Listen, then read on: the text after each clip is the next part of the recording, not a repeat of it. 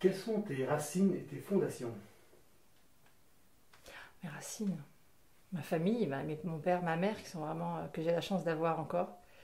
La famille était assez limitée pendant des années à mon père et ma mère. J'ai un frère évidemment aussi. Donc c'était ces quatre personnes-là. Et eux m'ont bâti ouais, dans une forme d'équité voilà, fallait pas fléchir, fallait se battre, fallait avancer. Mais bon, ils ont été durs, ils ont été. Mais je réalise aujourd'hui à quel point je recueille les fruits de tout ça en fait, de cette persévérance, de cette pugnacité, de cette droiture aussi. Hein, parce que ma mère est quelqu'un de très, très forte et très droite, mon père est quelqu'un de très juste aussi.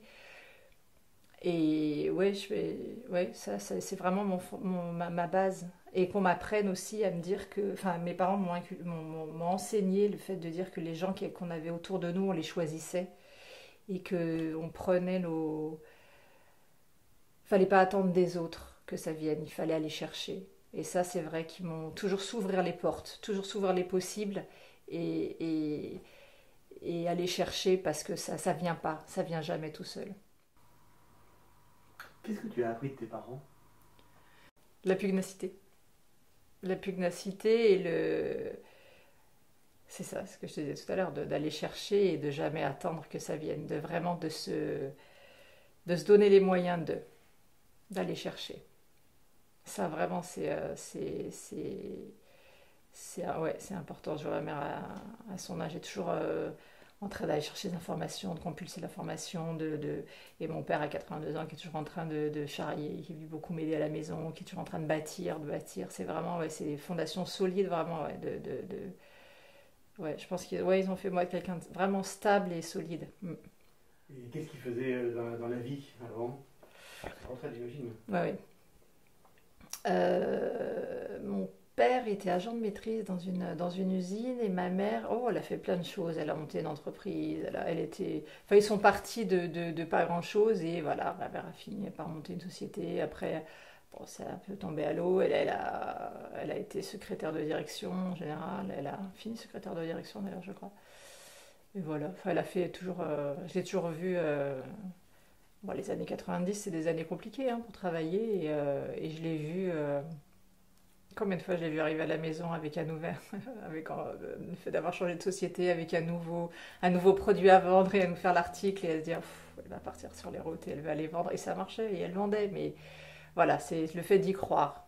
Elle y croyait et elle a eu raison parce que il fallait de toute façon. Hein, faut bien manger. Et toi, quel enfant tu étais?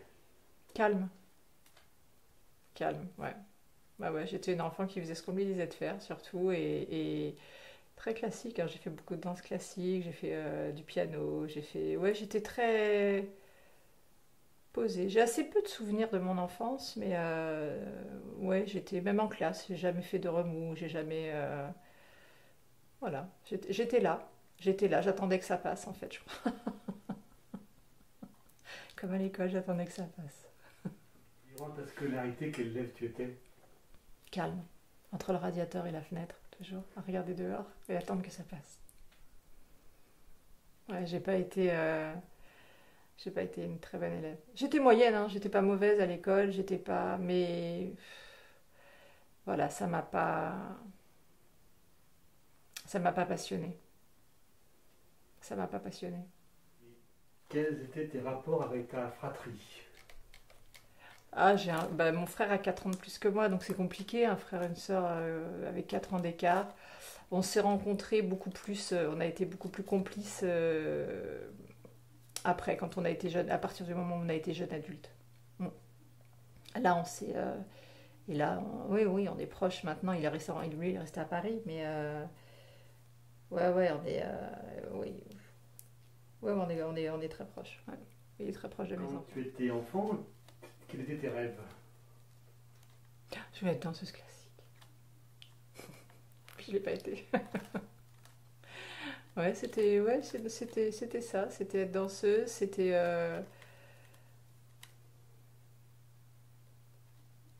Ouais, ouais, j'ai pas tellement de souvenirs de mes rêves, de mes...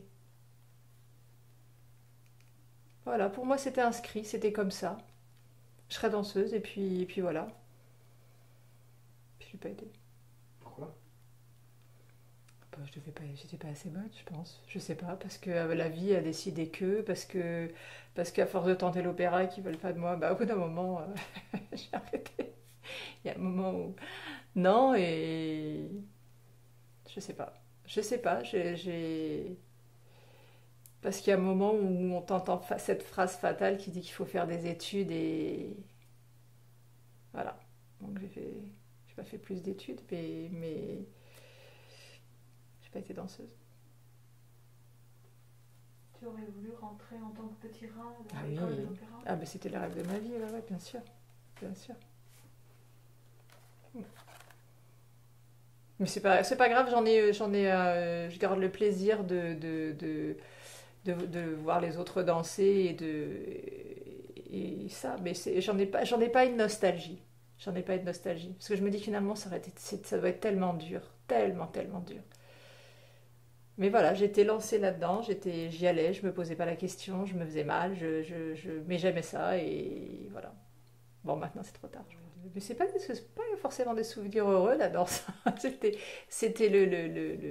c'était quelque chose dans lequel j'allais à fond. Mais ouais, je me souviens d'avoir pleuré pour y arriver, ouais, si, je me souviens de la préparation des spectacles, je me souviens de la fatigue, je me souviens du plaisir aussi de le faire. Mais ouais, non, j'ai pas de, si, les remises de prix aussi qui étaient un bonheur, mais non, sinon c'était pas. Non, non, j'ai pas de. C'était. Ouais, j'avais plaisir à y aller, quoi. Je me posais pas la question. Ça faisait mal, mais j'y retournais. Et tes proches, ils te soutenaient dans tes projets à ce niveau-là, enfin, dans ce que tu aimais faire? Ah oui, oui, mes parents, oui, oui, oui, il fallait, bah déjà, fallait payer les cours, fallait m'emmener, il fallait me ramener tous les soirs. Enfin, c'était. Ouais, bien sûr. Ouais, et puis c'était aussi, il m'avait quand même aiguillé sur le, sur la danse. Ouais, c'était pas. Je pense que ma mère m'a orientée vers ça. Ouais, ouais. Mais bon, c'est bien tombé. Parce que j'ai essayé d'aiguiller mes filles, c'était pas bien tombé, non. Ben, j'ai commencé par prendre des cours, et puis voilà, et puis plus un par semaine, deux par semaine, trois par semaine, quatre par semaine, cinq par semaine, et puis ça s'arrête plus, et c'était.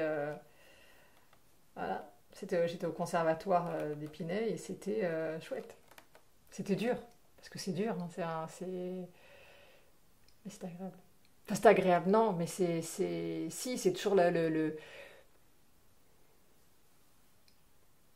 c'est le fait d'aller ouais, chercher le mouvement parfait, d'aller chercher, même si on n'en était pas là, hein, même si c'était le mouvement parfait, il était que dans ma tête, mais avoir ouais, c'est ça, chercher cette perfection.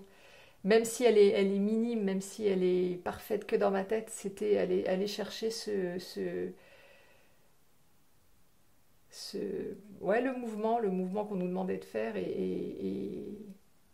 ouais, ça c'était, ouais, c'est quelque chose qui est, parce que ouais, j'ai jamais retrouvé cette perfection ailleurs. Peut-être dans la photo quand je te parlais de ça, d'aller chercher cette émotion qui était vraiment le résultat. Mais sinon, non, voilà, j'en ai fait, j'en ai mangé des cours et des cours et des cours.